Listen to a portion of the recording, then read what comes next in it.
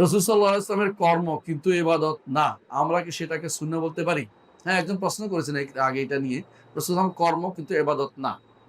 এরকম আছে। যেমন পাগড়ি মাথা দেয়া, বুঝছেন না? যেমন রাসূলুল্লাহ সাল্লাল্লাহু আলাইহি ওয়াসাল্লাম লম্বা জামা পড়েছেন, পড়েছেন না? যেমন রাসূলুল্লাহ সাল্লাল্লাহু আলাইহি ওয়াসাল্লাম সিলাইবিহীন এ ইয়া পড়তেন, কি বলে লুঙ্গি পড়তেন, চুলাবিহীন লুঙ্গি পড়তেন। বেশিরভাগ সময় তিনটা তার এটাই ছিল আদর্শ। কিন্তু এগুলি সুন্নত না। এগুলি সুন্নত না। বুঝে আসছে?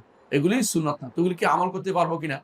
আপনার যদি মনে হয় যে রাসূলের অন্য সুন্নতগুলো আমল করছেন, এটা করতে আমার ভালো লাগে, তো ভালো, এটা নাজায়েজ না। রাসূলের সব রকমের ভালো লাগলে ভালো। কিন্তু এটা সওয়াবের আশা হিসাবে করবেন না।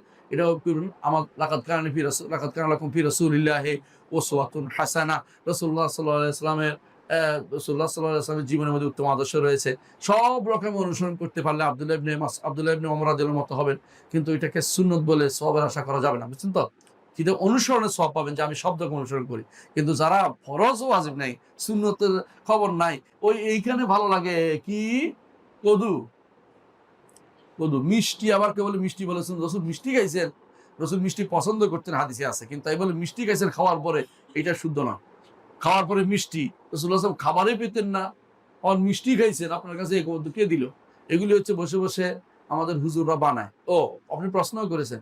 লাউ খাওয়া, না লাউ খাওয়া রাসূলুল্লাহ সাল্লাল্লাহু আলাইহি ওয়াসাল্লাম তবিয়তের সাথে কি মিলে যেত। আপনি যদি দেখুন মিলে যায় ভালো, আপনি বলেন যে রাসূল তাও লাউ খেয়েছে, ব্রেন ঠান্ডা থাকে, আমার মনে হচ্ছে আমারও ভালো লাগে, খাবেন। এটা রাসূলুল্লাহ সাল্লাল্লাহু আলাইহি ওয়াসাল্লাম মিলে গেল তো আলহামদুলিল্লাহ। কিন্তু এটাকে সওয়াবের আশা করে, সুন্নতের আশা করে খেতে পারবেন না।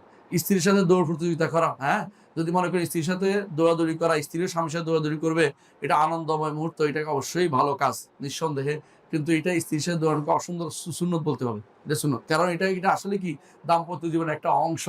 মুখ বাঁকা করে থাকবে, সেও মুখ বাঁকা করে থাকবে, সারাদিন ঝগড়াই থাকবে। এই ঝগড়া করা শরীয়ত অনুমোদন করে না। পাগড়ি পরিধান করা না, এটা সুন্নত না। দিন বেশ কম আছে। পাগড়ি পরিধান করা সুন্নত না কেন? পাগড়ি পরিধান করে রাসূলুল্লাহ সাল্লাল্লাহু আলাইহি ওয়াসাল্লাম কাউকে উৎসাহ দেন নাই। অভ্যাসগত হিসেবে করেছেন। কিন্তু হ্যাঁ, স্ত্রীর সাথে দৌড়ানোটা অভ্যাস না। এটা হচ্ছে স্বামী-স্ত্রীর মধ্যকার মিল মহব্বতের প্রমাণ। বুঝে আসছে? তো এটা যদি কেউ করে বুঝা গেল মহব্বতের প্রমাণ। এবং এটা করাটা উৎসাহিত করা হয়েছে। হ্যাঁ? উৎসাহিত। এজন্য উৎসাহ যেহেতু দিতে পারেন ভালো।